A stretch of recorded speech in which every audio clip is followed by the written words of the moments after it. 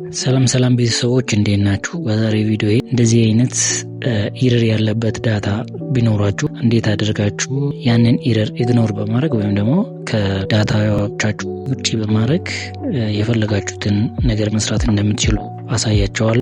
ለምሳሌ እንደምታዩት እዚህ ጋር አሁን ብንደምር ቶታል ሰሙን ብንሰራ ማለት ነው። ሰም ብለን በሰም ፋንክሽን እንደዚህ ያለን ዳታ ሁሉ ብንደምር እስከዚህ ድረስ ክሎዝ እናረጋታለን።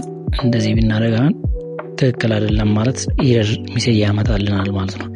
እንደዚህ አይነት ኢረር ሜሴጆች ሲመጡልን እንዴት አድርገን እናስተካክላለን የሚለውን ነገር አብረን እናያለን ዛሬ። ይሄኛውን ለማድረግ እንደዚህ ወደ ቶታል የምታስቀምጡበት ቦታ ከሄዳችሁ በኋላ መጀመሪያ አግሪጌት ፋንክሽንን እንጠቀማለን።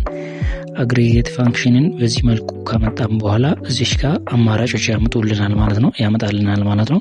ከአግሪጌት በኋላ የምንፈልገውን ነገር ከዚህ እንመርጣለን ማለት ነው። ለምሳሌ እኔ መደመር ስለፈለኩኝ ቁጥር 9 እንመርጣለሁ። ሰም የሚለውን እዚህ ጋር የምታያችሁ ከሆነ ማለት ነው።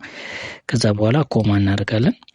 ኮማ ካደረግን በኋላ ከዚህ በኋላ የምንሰራውን ደግሞ እንደዚህ ያመጣልናል ኦፕሽኖችን ማለት ነው።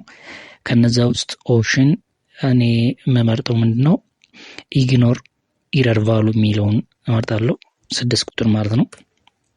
ምክንያቱም እኔ የፈለኩት 6ን ወይም ደግሞ ኢረር ሜሴጁን ቀንሶ ሌሎቹን እንዲደምርልኝ ስለሆነ ያችን 6 ቁጥር ይመርጣታለሁ ማለት ነው።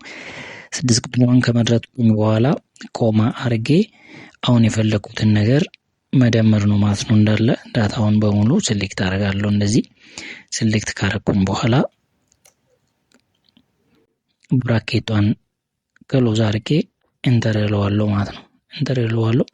በዚህ መልኩ ኢረር ቢኖርም የኢረር የፈጠረብንን ዳታ ወይም ደግሞ ለምሳሌ ሴልስ ነው እኔ የተጠቀምኩት እዚህ። ስለዚህ ይሄኛውን ኢግኖር በማድረግ ወይም ደግሞ ከዳታዎቹ ውጪ በማድረግ ሌሎቹን ደምሮ ያስቀምጥልናል ማለት ነው። በዚህ መልኩ ነው።